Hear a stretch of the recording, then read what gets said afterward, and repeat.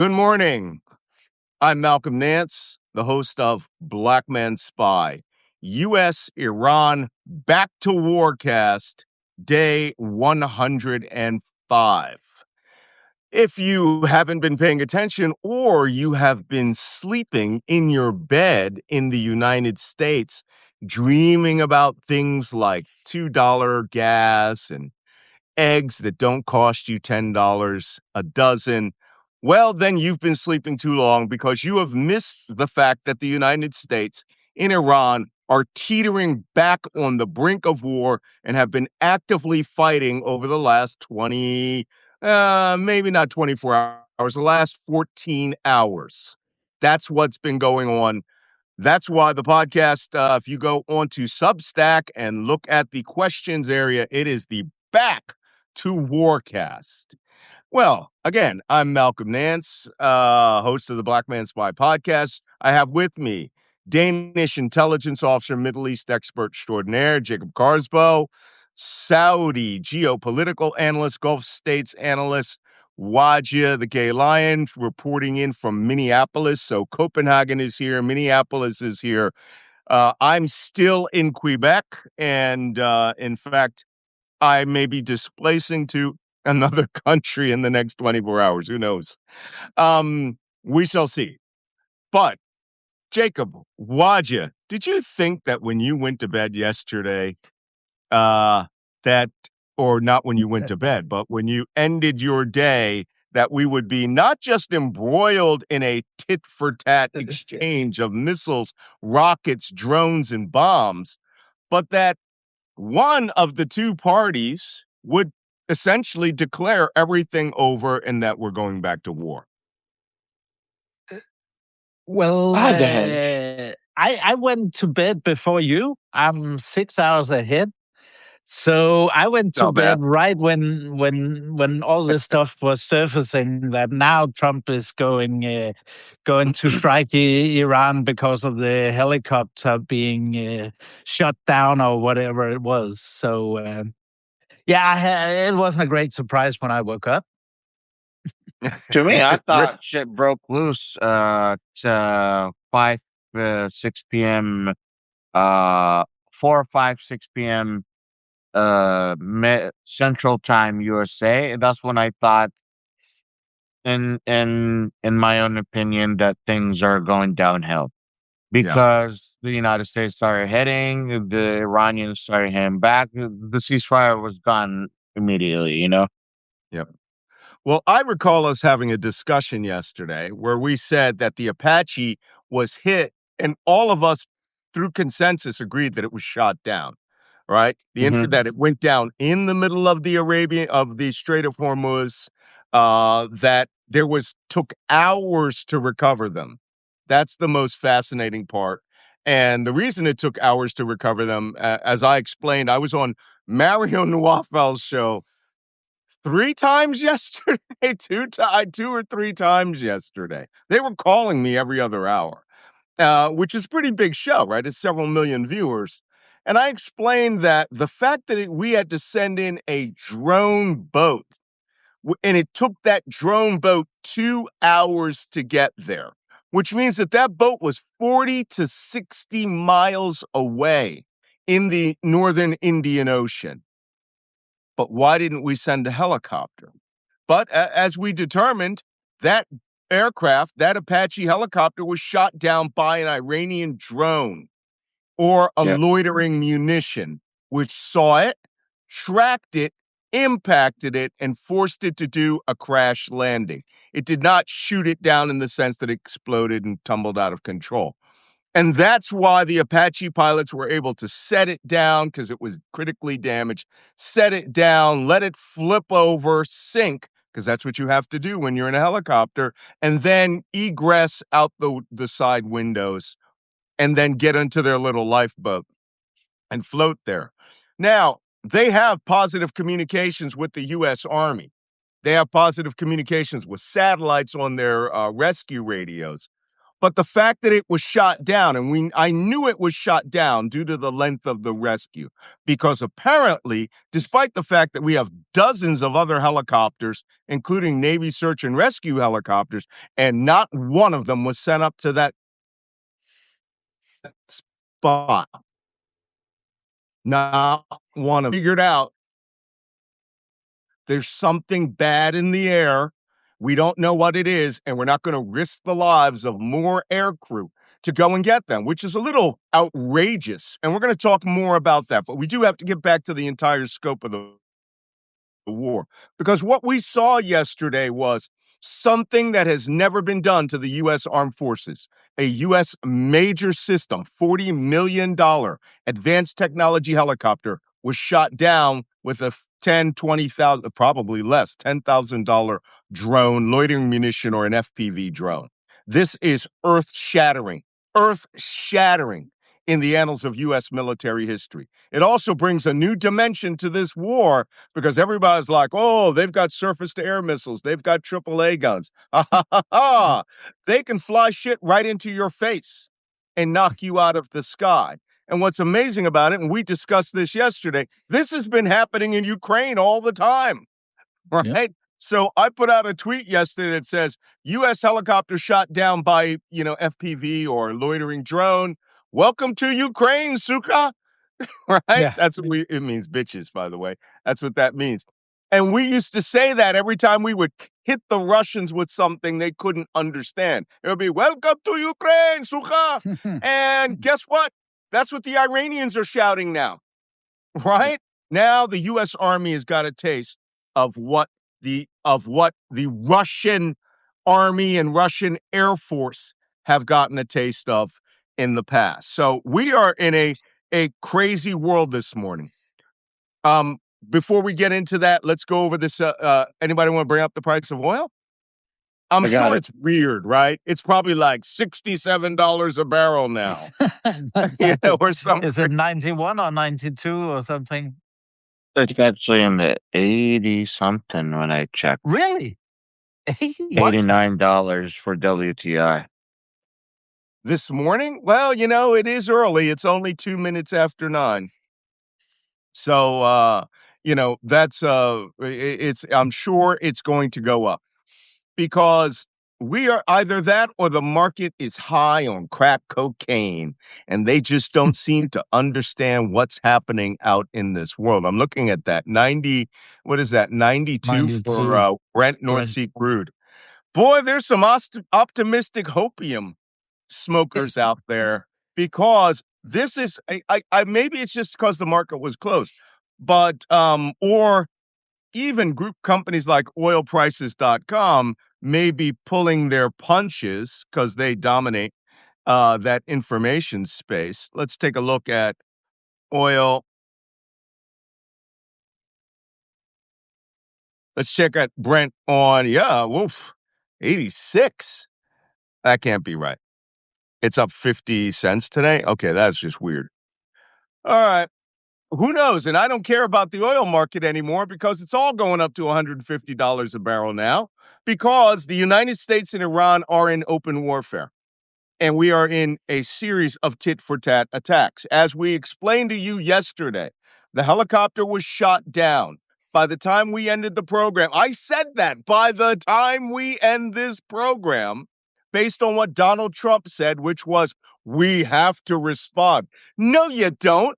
It was just a freaking helicopter. The crew survived. They got a great adventure. They're going to be able to write a memoir out of this, right? Drone boat rescue in Iran. Okay, now they can go write that memoir. And now Trump comes out and says he has to do something. I went on Mario Nawafal's show at 4 p.m. yesterday. He wanted me on at 11. I'll get you in a moment, Jacob. And he said, come on at 11. I was like, no way. I'm coming on at 4, because at 4 o'clock, all mayhem is going to break loose. The United States is going to strike Iran. 3, 2, 1. 4:01. I'm on air. Iran, the United States is attacking all over the Strait of Hormuz. Jacob. Yeah, but it's funny because later on, Trump also downplayed the whole incident and said, it wasn't a big deal. Yeah, but So, it's this all okay. I I I order these attacks, then I play it down so as the Iranians probably won't, strike back so much. we gotta Uh, we gotta come up with a word for the drug that Trump uses, right? Or the effect of the yeah, drugs that Trump uses. He uses Trumpopium. Trump Adderall. Trump fantasium. I don't know. What did you say? He uses Adderall or Vyvanse heavily, and Well, I've heard I that. know he doesn't drink alcohol, but I don't know if you When know, you're but the high all compound. day.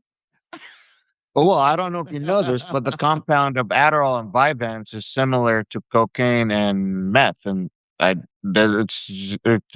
does the same thing in your brain. It's just a Yeah, baby. medical. This is just the medical form that we use, and if the guy is up at 3 a.m. in the morning throwing, listen, I'm ADHD and I had to stop my Adderall because when I used to take it in college, at the end of my college period, it would keep me up at 3 a.m., 4 a.m., and I would be like doing crazy stupid. I was like, I can't be doing this. So I Mm, stopped my Adderall and Vyvanse, and when you are on it, you are angry, you are pissed off, mm. you are upset that everything and anything could get under your skin. Wow. And all of these like are symptoms of using Adderall in a aggressive manner and abusing Adderall. So this is just something that a lot of people don't know. All right. Oof, I'm sorry. I changed my light so I can look prettier. Okay. Well, that is an explanation. And this has been talked about Trump for a very, very long time, that he abused prescription drugs for a very long time. Same with Elon Musk, right? Elon Musk just flat out states that he's a ketamine addict. When I grew up, ketamine was known as horse tranquilizer. Go figure what's the matter with these people. But whatever is the matter with these people, it is now playing out in U.S. foreign policy and it is impacting your life. So, no sooner than 4 p.m., which is midnight in the Strait of Hormuz, rolled over, and I had warned everybody activity in the SOH occurs between midnight and 5 a.m. That's 4 p.m. Eastern Time and 9 p.m. Eastern Time. If they want to go into daylight, they'll go towards 10 p.m. Eastern Time. For those of you who are wondering, that is the witching hour in the Persian Gulf. 3, 2, 1. 4 p.m. rolls around. The United States, while we're talking, explosions are being heard in the Strait of Hormuz. Here is the areas that they were hit. Multiple areas. This doesn't have all the boxes. This is Sirik. Sirik, there is an underground Yeah. tunnel labyrinth of high-speed boats and anti-ship missiles. So they struck the Sirik IRGC base. They struck in the vicinity of Khuzestak. In Khuzestak, this is very interesting. And Sirik, um, in Khuzestak, they struck what they claim was a missile battery. Up here near Minab, they struck what was considered a missile battery. At Bandar Abbas, they said that they struck a radar site. And I know what it was. It was the Bandar Abbas surface navigation radar for small goddamn boats coming into the harbor. Because there is no air defense radar up there because we have been attacking since February 28th. There ain't no radar up there. You just fucking found some cheesy little Ferranti radar that's at the top of a building that's watching fishermen and IRGC boats come in and out. And they suspect if we blow up that radar, they won't be able to go in and out of harbor. Well, they have for 5,000 years without a surface search radar. What are you going to be landing seals in there? I just don't. If I were on the strike selection group, I'd be like, sir, what is the purpose of blowing up the Bandar Abbas in harbor radar? Well, it's an emission, and we have harm anti-radiation missiles we have to use. The We logic had to defies do me. something to please the president. That's what it's As they said, and I like the way they said it's a proportional response. No, it's not. A proportional response would be to, damage a helicopter. Not suddenly bomb everything on the strike planner's board that you didn't Self-defense. bomb. But Jacob, they didn't bomb any of this shit for the last 106 days, or they're bombing it again. It's self-defense, So I Self-defense don't know strike. Self-defense from offense. from reading the news and keeping up. What I'm seeing is that Trump was against the strike, and then Hegseth and the chief of staff came in and convinced Trump to conduct these attacks on Iran. Now I'm reading that the president, Trump, is following the U.S. strikes against Iran overnight and the Iranian missile attack against U.S. forces in Bahrain, Kuwait, and Jordan. The president tells Fox News he may keep going. Okay, listen, we're going to get into that in a minute. Yeah. But this is like someone comes over and keys your car, right? Keys the side of your car, and you do a drive-by shooting on their house while their mom and their kids are in it, and you're mad that they come over with a fucking gang and start shooting up your entire neighborhood, and you go, oh, no, you didn't. Yeah, you did. Should have let the fucking helicopter go. Let's be honest, right? But no, like you said, if Pete Hegseth had something to do with it. Anyway, they hit Bandar Abbas. They hit Kishem Island. They said that there was a coastal missile battery on Kishem Island. I'm sure that, you know what? I'm going to tell y'all straight. I've got the screwdriver ready for your next item because I know it's outside of your map. So that's why I'm flagging the screwdriver. What's outside of the map? Jam. Oh. You're right. It is outside of my map. It is outside of my map. That's your next item. Also, I knew it would be. Wait. Where? Jask? Bandori Jask? No. Jam up here. Jam. Yeah. Opposite of Bahrain, more or less. Oh, really? We hit that place? Yeah. I had on my list, here's my list. Sirik IRGC base, which is right there. Right there. Sirik IRGC base. We also destroyed the Hormuzgan water facility, which had two water tanks that they say were supplying water to Sirik. Unfortunately, that is a civilian infrastructure, and it supplies water to the entire town, not to the tunnel. Okay? So, did I mention that this whole area up here is a mountain? So if it rains tonight, you don't have a place to store it, but people are going to collect water. And whoever recommended that, I swear to God, one, there's no judge advocate general involved because it's a fucking war crime to try to dehydrate or starve a population. I don't know if someone is paying attention to my podcast yesterday or not, because in my podcast after this show, I had my Q&A and I said, if the United States wants to put a lot of pressure on the Iranian government, they would hit their water system, because Iran had mismanagement of their waterways for 30 years. And as they're supposed to be a rich, wealthy country in water, this mismanagement has made them have droughts. Okay. And any attack on these facilities would just worsen the economic situation. It is a war crime. It's a war crime. Don't be recommending that shit. I wasn't recommending. I was just stating what would happen. No, you can't do that. First off, these are people that supposedly want the civilian population to rise up against the government. You're like, fuck you. We're taking your water, which is life, right?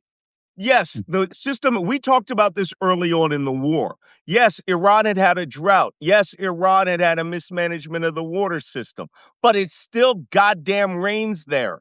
It rains in many parts of Iran. It's in a steep mountainous area. There are cisterns and water wells. Their water table is very high. You are never going to affect their water except in one place, which is Kishem Island. Can you zoom in on your map there, Jacob? To Kishem so they could see that's the shark-shaped island in the Strait of Hormuz. That's where early on we hit the water desalination plant there. And as soon as we did, the Iranians hit the Kuwait government's desalination plants. That's 53 villages. Kuwait's millions of people. All right. And the Iranians made it clear, don't do that again.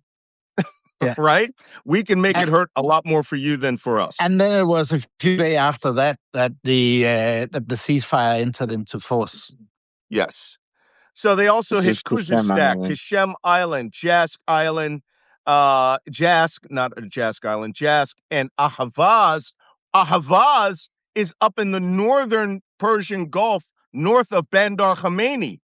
Yeah. A little further up. You have Bushehr up here?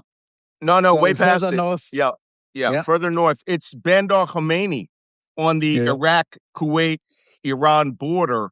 And that place was probably struck by missiles from Bubiyan Island. So being launched by U.S. forces in Kuwait. This is Kishem. Yeah. That's Kishem Island. So we struck in this whole little arc here, right? Here's Kishem, Bandar, Minab, right? Khuzestan, Sirik, right? Jask is back over. Ladies and gentlemen, every time some stupid shit little thing happens, we hit these places again and again. This is like the fourth time we have done this strike cycle. And they're running out of microwave towers to blow up. They're running out of targets to hit. And every time I hear coastal missile battery, I know it's not an actual truck with missiles on it that's sitting out there. I suspect it is an underground bunker with a ramp nearby in which you can roll your truck out and it will be pointed in the right direction and you launch it. So until I see some satellite imagery of destroyed trucks, right? And I see the radar actually had an effect on the search zone of Bandar Abbas, this is silly. But silly being what it is, Iran struck right the fuck back. Okay? And their attack was not silly. Their attack was very pointed, as we predicted. As we predicted. They hit Kuwait. Up here. Kuwait, Camp Bullring, Ali Al Salam Air Base, and Camp Arif Jan in Kuwait. We don't know what the combat results of that were yet. They definitely hit the empty carcass of the U.S. Navy Forces Central Command, which is Bahrain, a base that has largely been abandoned. We have video. It took a direct hit again from a ballistic missile. Did you see the report that was saying that the Iranian attack on the U.S. bases was coordinated, or do you think that's just media talk? What? That coordinated with whom? They coordinated these attacks with the United States to... Oh, no, that's bullshit. That's bullshit. Yeah. Okay. It's like, America, we are going to attack at 7:05 tonight to these 3 bases. Okay, do you have a notepad?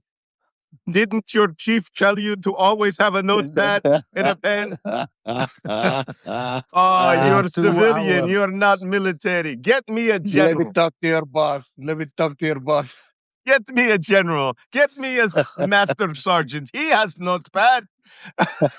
By the way, this is not a joke. You always have your notepad and your pen, right? Just crazy. And it's like, oh no, stop reading the internet, Wajeeh. There's crazy people out there. We're going to talk yesterday about how I'm obviously a paid member of the Mossad. So, Don't even get us You started. would be a multimillionaire by then. I Yeah. gotta cut out at 5 minutes to 10 because I'm doing Al Jazeera English after this. I have to put on a suit, and so I can't laugh that much today. Okay, this being said, the United States struck Iran. Iran struck back by attacking U.S. allies. The wild card in the Iranian attack is they attacked in Jordan. That's way up right. here. Way up there. Mhm. Now, for those of you who remember, about halfway through the war, we started talking about unusual military airlift into the Middle East from the United States. Massive numbers of air transports carrying what could only be U.S. troops and special Mhm. operations forces. The special operations forces went to Uvda Air Base in Israel, a base that had been that was being used as a test center for fighters, and it only had like 2 or 3 airplanes on it, but it had enough storage for 120 aircraft. Suddenly, that base is full, packed with U.S. aircraft and U.S. personnel. That is most likely where that is where we've assessed the 82nd Airborne went, 3,000 paratroopers. And now we've confirmed it. Someone actually has a copy of their orders. But if you go due east just a little bit, you will get to a Jordanian base down there, Muwafaq al-Salti Air Base. And that base is where we assess the 1,000 U.S. Special Operations troops went to. But Malcolm, why'd they go there? Because nearby is the King Abdullah Special Operations Training Center, this massive U.S.-built, Jordanian-built special operations school place so that they could keep their proficiency up. So, what base took it? Muwafaq al-Salti Air Base yesterday was attacked with 5 ballistic missiles, bringing Jordan into the "we know you've got Americans there, we're going to bombard you" school of thought. Yeah. Jacob? And where is it from Petra, the base? Oh, it's to the northeast of Petra. Petra's great. Yeah, you have If Petra, you have Amman here. So up here it's somewhere? southeast of Amman, Yeah. and Yeah. northeast of Petra. Yeah, more or less here. Yeah, right about there. You have Petra here, Amman here. Yeah. And Kate Sock is just in between those two. That's the King Abdullah Training Center, Special Operations Training Center. The Iranian attack on Jordan is significant because it is the first attack Iran has conducted outside of the Gulf state on an Arabic country during this conflict. No. Well, they struck the radar system in one of the first days of the war. Yeah, they struck the THAAD big missile sites in Jordan. THAAD missile sites. The radars. That was like within the first 5 days of the war. Almost $1 billion radar, $850 million radar. And that was why THAAD warning times for Israel went from 15 minutes to 3 minutes. Yeah. And they were just because that radar was knocked out. They've knocked out 3 of those. One in Saudi Arabia, one in the UAE. No, 2 in the UAE, one in Jordan, and the big one in Qatar. Right? Yeah. Almost $4 billion But this is worth in of the radar. second attack. So this is a new one. This is a real one aimed at Jordan, not passing over Jordan, aimed at them, right? Yeah. Going straight to the Muwafaq al-Salti Air Base. Well, so now everyone's been brought in. I think that they are not attacking the United Arab Emirates because the UAE in some way, along with Qatar, are somehow facilitating the end of the war, even though the Apaches and the Black Hawk that went to finally get those pilots when they got them ashore in Omani waters are in the United Arab Emirates. They're northeast of Dubai and northeast of Abu Dhabi. The Apaches are flying out of Abu Dhabi, along with the UAE's Apaches. So, the Iranians are like, you know what? The Emirati air defense is too good. We'll just punish everybody else, right? So there you have it. That being said, that is it for the number of strikes by the time 4 p.m. today rolls around. The United States will most likely attack Iran again on a larger scale. Why do you say that, Malcolm? Because about an hour and a half, almost 2 hours now since we've been talking, Donald Trump has made a series of statements in which he has threatened Iran's hold on, stop, Malcolm. You sound like you're about to talk like Benjamin Netanyahu. Is that right? Most likely, the Benjamin Netanyahu camp of Marco Rubio, Pete Hegseth, right? And Benjamin Netanyahu himself. Oh, and Lady Lindsey Graham, of course, she always jumps in with both high heels first. They are in the do what Netanyahu says and wipe out the entire Iranian energy infrastructure.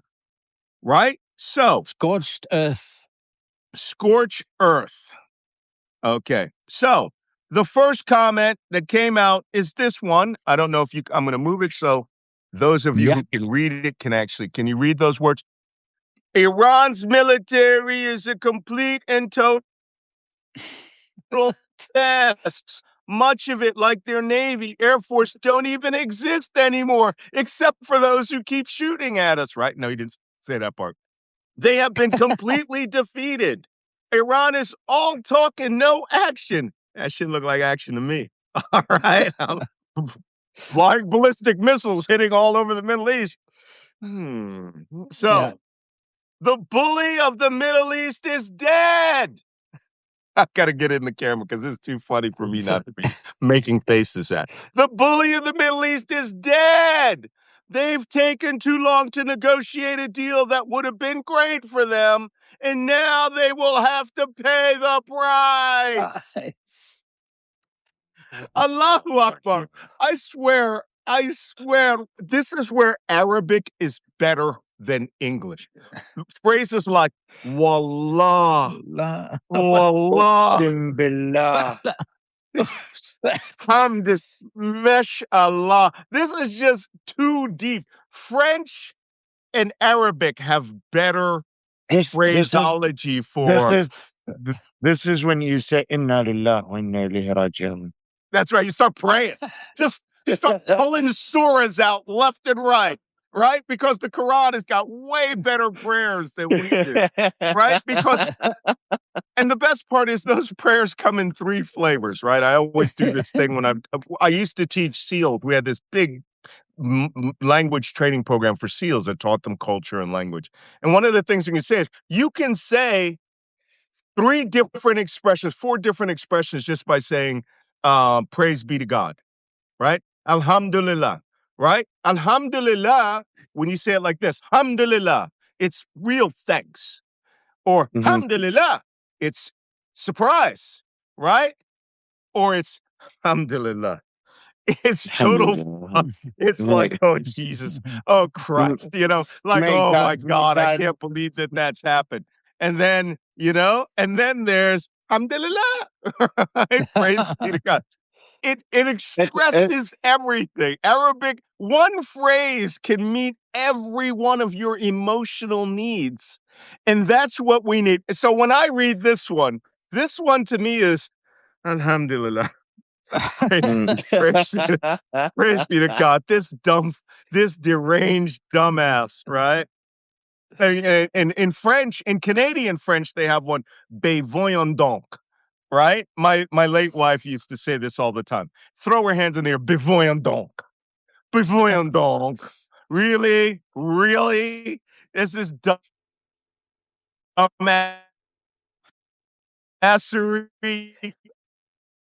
The French I know would just say putain. Right? Putain. Putain. Right? Just hookers, right? Just dirty hookers.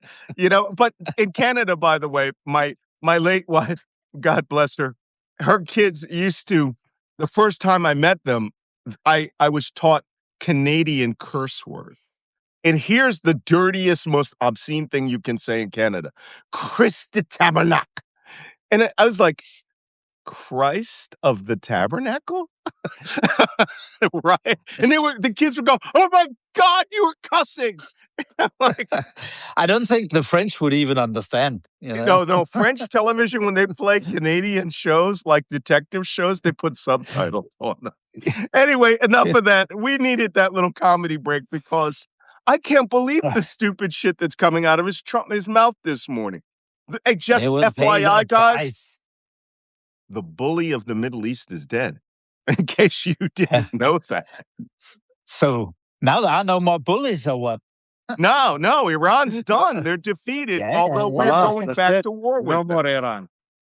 Iran Okay. is wiped out of the map of the earth. We should put USA-2. Ay. Yeah. It's okay. It's been almost 30 minutes, so I'm sure something stupid has popped up in the last few moments. I've been keeping my eye open. I'm checking right now because there is another statement that I'm certain that has happened since that time. Trump is holding his breath. No, Trump is holding his breath. Jeffrey Epstein testification is happening at the Congress. This is what I saw. Fox. Yeah. This is what I saw earlier. Trey Yingst, who is another stenographer for the White House, said he spoke to Trump about he spoke to Trump about the U.S. Apache that was brought down, as Malcolm predicted.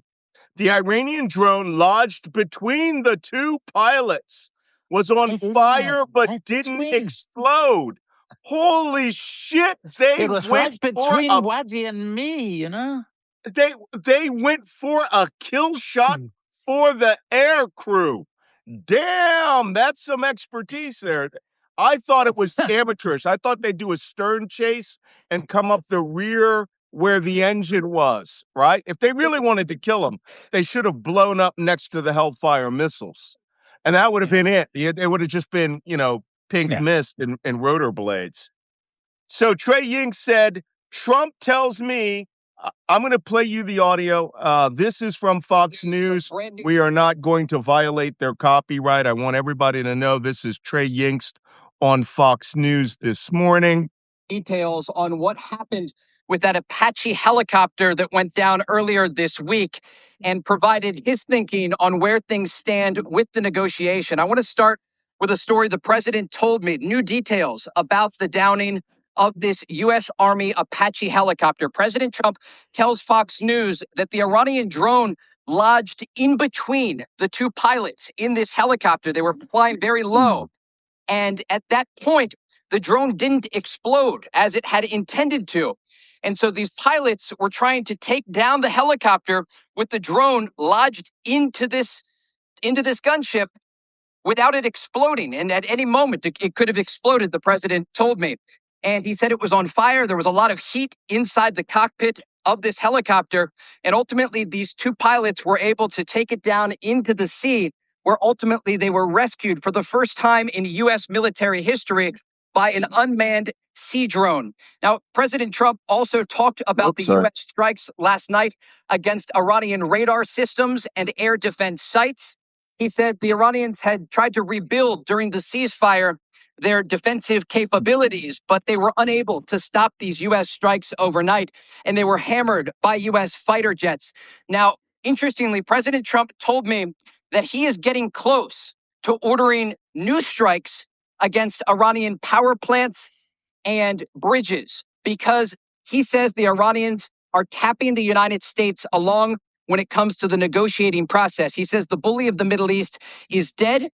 And he told me I may keep going when I asked him about a possible response to the Iranian missile fire that targeted U.S. forces in Kuwait, Bahrain, and Jordan. Okay. Oh, he's First dangerous. off, he likes a fucking dramatic story, right? Yeah, the missile's in there. Okay, people, right can I explain the two pilots? Well, because the warhead didn't go off. It was a loitering munition. It was a Shahed 358. What that is, that's a drone that goes up and it loiters at high altitude and it drifts. It can stay up for like 3 or 4 hours, tracking its target with the camera, and then when it locks onto a target, it falls onto the target. We've seen places in the UAE that have been hit by loitering munitions. They have short legs, right? So the Strait of Hormuz would have been perfect for them. The fact that they That's launched that exactly how tells we me had the F-35, the no, no, loitering no. That ammunition. was shot by a surface-to-air missile that was heat-seeking. A Okay, it was loitering also munition, heat-seeking. yeah, no, they have a thermal camera. They see your heat signature, but they don't attack on the basis of that. They Does the attack us. Shahed drone has a thermal camera or no? No. There's multiple types of Shahed. The main diamond-shaped Shahed is called the Shahed 136. Yeah. That's just a stupid fire and forget drone. They pre-program it into it. It has a camera on it. The camera locks onto its target. It dives down into it. The Shahed 358, as a matter of fact, I think I have a photograph of it. And if I don't, I will bring it up. It's launched from a tube. You guys will have to forgive me. Shahed 358. Loitering munition. There it is. They call it a drone, but this is a missile that it's launched out of a tube, but it flies and then it hovers and it searches for targets or it's designated a target and it can hover, not hover like a helicopter. It flies circles in the air until a target is designated. Then it drops down and hits the target. All right. This is called a loitering munition, but it is a drone, right? Because it's autonomous. This, though, gets commands through radio networks. It is not fiber optic, right? It could have a pre-programmed thing. The fact that the Iranians went after that helicopter means that they had been tracking those helicopters for some time. And they were like, you know what? That Why don't we just kill answers that a guy? lot of my questions. That Why don't we does just answer a kill lot of my that guy? questions. So that's the Shahed 358 loitering munition. It loiters like, bum on the street. The ones that you are normally thinking of that are diamond shaped are these. That is not shed. Shed. This is the shed. This is what used to be called the flying lawn. Flying triangle or something. There is a different version of this that has a jet fuel engine. Yes, the regular Shahed 136 is propeller driven and it sounds like a moped. Brr. Yeah. Mm-hmm. I was in Ukraine when the first Shahed 136 was shot at Kharkiv, and you could hear it. You're like, the fuck is that? Is there somebody riding a scooter or lawnmower across the skies? And we figured out it was the Shahed 136, and then they started coming by the hundreds every day, and they were Iranian built, but the Russians were launching them. Now there is a jet version of that, and now we have a copy called the Lucas, Lucas, low cost unmanned aerial system. So this being said, but let's move back onto the main part of this target. His commentary showed that Trump is trying to negotiate from a position of power. In that, I'm ready to go and attack you in a big way. To be quite honest, ladies and gentlemen, we didn't really attack them in a big way yesterday. That was small. No. For Trump to suddenly adopt the Netanyahu, Ben-Gvir, Israel Katz model of let's savage all of their national power, which between you and me and the fence post, I'm sure this is a phone call that's being made right now. Hello, this is the Emir of Kuwait. Don't effing do this. Okay? Hello, this is Mohammed bin Sultan. I recommend we don't do this. Just like 2 months ago, when they were saying, stop it. Right? Remember when Iran put out the list of power plants that they were going to wipe out if they were attacked? I'm certain it's in my my thing, but they put out a list of power plants that they said they were going to attack. And That then was they just showed before the satellite imagery. ceasefire. Yeah. Then they showed satellite imagery of every one of them, right? Like Yeah. that one's getting destroyed. That one's getting destroyed. That one's Yeah. getting destroyed. That Baraka nuclear power plant, oh, that's definitely getting destroyed. It's like, just don't be screwing with our power. Again, if you knock out the power plants, then what you're doing is you are going after the people of that country. The IRGC has generators, baby. You are not hurting them by going after the power plants. You're Commentary. giving them an argument. Giving them an argument. Yeah. On a silver platter. Listen, the Iranians haven't just won the argument of we are able. They have shown that they are able. The economy effect on the global market is severe. The only ones that don't care about this, it seems like the ones in the White House and the Netanyahu administration. The people who are convincing our president that keeps changing his mind is his own staff to go on these attacks and attack Iran. So the people who our president is supposed to get the best advice from is advising to have horrible decision, and they're putting away experts who know everything about the situation. And even though you have a president that says he wants to end the situation, the fact of the matter is who you surround around you affect your decision making dramatically. And if you're putting TV hosts and pundits, and if you're putting opinion people who just don't necessarily know the details, haven't served enough time in the intelligence community, haven't been managers or the generals in the U.S. In the and these people have opinions that are crusade fiction. They are like changing the full infrastructure and the background of the U.S. military in the midst of war, firing high rank general in the middle of a war. Like these things just happened. I don't know if you guys remember this, but because of so much news happening, you forget that we just fired some of our top generals in the middle of this goddamn war. They don't care. Yeah. They don't care. Like, this is what do not you being run by expect to generals. This happen? is being run by the White House. This is being run by idiots who wear civilian clothes, who have no idea of any of this stuff. And you have a peace treaty being negotiated by two real estate fucking brokers, both one of whom's father was put in prison for fraud, okay, defrauding their investors. The other guy is Vladimir Putin's bestie. Okay, this is going to spiral out of control. I know we're going to go to questions real quick because I only have about 7 more minutes before I have to go on television. And and it's as simple as this, guys. We could be by 4 p.m. this afternoon. I'm dead certain that Netanyahu and Ben Gvir are going to be on TV in no time, or radio, telling Trump, you have to do this. The time has come. You have to do this. Hey, guys, I just want to show you a picture real quick. This photograph, which is a little grainy, it's a little hard to see. I'll post it up in the commentary area. This is a Russian Mi-8 helicopter about to eat a Ukrainian FPV drone.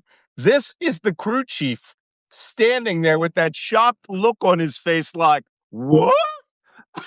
And it's going to fly into the door and blow up.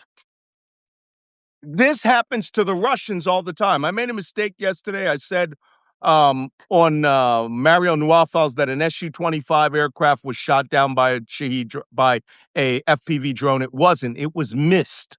This one, though, is a Ka-25 Havoc Russian helicopter. You are looking from the Ukrainian army drone's perspective.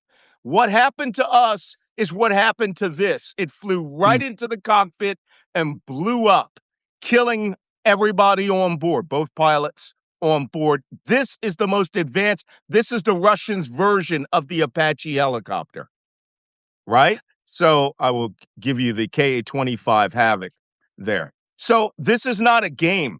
What I find fascinating is that all these pundits are out there talking about how this is amazing. A U.S. drone drove 2 hours, 50 miles, and picked up 2 downed pilots. The real story is the Iranians are now using Ukrainian and Russian tactics and are smacking aircraft out of the air with a drone up your ass. That's the first time that's happened in U.S. history. Drone. A really cheap drone. Cheap-ass drones. Kills a 40-millimeter Apache. No Apache is safe now. Everybody, what did the Iranians say yesterday in their statement? We kissed the hand of the soldier that carried out this operation. A lot of guys are going to be going, I want my hand kissed. They're going to be loitering drones are going to be all over the Arabian Gulf today. Trust me. Okay, let's go to questions real quick. Knock out 1 or 2. I have been answering them since earlier this morning. Here we go. I'll just take a couple of them. Well, Linda Wajeeh says, I saw an Iranian general, that was General Risa, being interviewed by Fred Fleiken, and the general said if the U.S. attacked again, they would be attacking more countries than they had been before. Where will Iran attack, in your opinion? I wish you'd asked me that yesterday. Everywhere we just saw. And I'm a little surprised at Jordan, though. But hey, that base was overdue. All 5 interceptors shot down all 5 of the ballistic missiles, but it was overdue. They were due for an attack. I was an installation inspector general. I'm wondering about who signed off on some of these targets that may have been war crimes. I'm thinking through review of the planning documents and legal review of the targets needs to be conducted. Yeah, by competent lawyers and competent, judge advocate generals. But this administration is the war crimes administration. They think it's manly to commit war crimes. All right? So there's not much we can do about that. To hell with rules of engagement, as Pete Hegseth said it. He said it out loud. Somebody says, we were talking about the use of foreign language to be descriptive. Steve Butts Malenga says, sorry, Malcolm, but fuck is one of the most useful words in America. You should know. You hear it on this show all the time.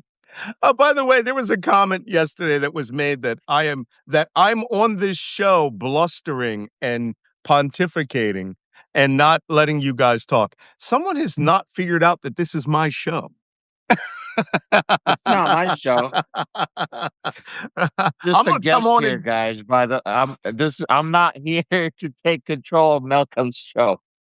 Okay. Oh, here's one of those people who says this. There's this person out there who is now saying that I'm a Jew hater. I'm not going to address that because I'm not going to give it any more oxygen. Because if you're too stupid to understand what my position is, you should not be breathing air. So, I will just block you if you don't want to come on to my podcast and be nice and civil, right? Somebody says I'm demonizing Israel. Are you kidding? How much time did I spend on how I love to party in Jaffa? Is he demonizing Israel or is he an Israeli agent? Make up your mind, please. Wajeeh Ali said that I am a Mossad agent. I've watched the video where he said I'm a psychopath, and I was clearly I've never met this guy, never been on air with this guy, never talked to this guy. And he goes, I clearly am being paid by the Mossad.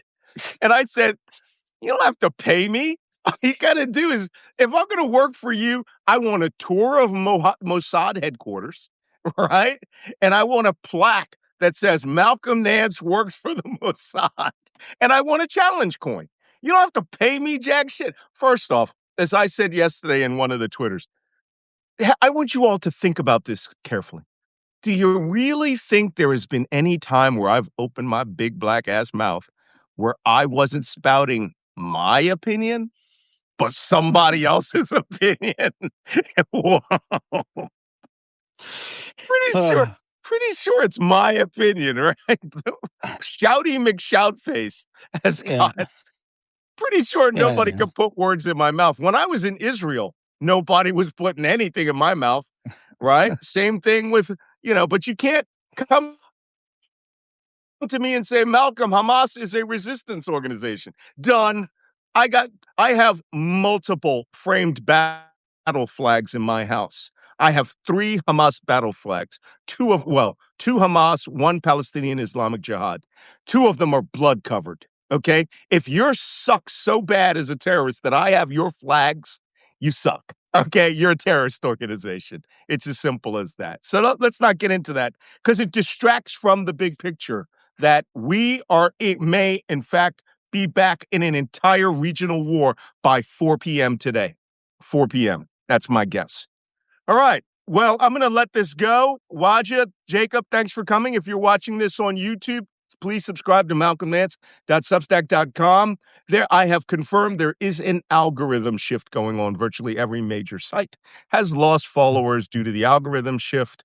And even some of the biggest, Dean Bundell, some of my friends. But if you don't like what you hear on Black Man Spy, please feel free to go over and watch Conspiracy Theorists and people that think I'm on the Mossad's payroll. They couldn't pay me enough. Jacob. We didn't discuss Lebanon today. I'll be discussing it in a few hours' time at 2 p.m. Eastern, 8 p.m.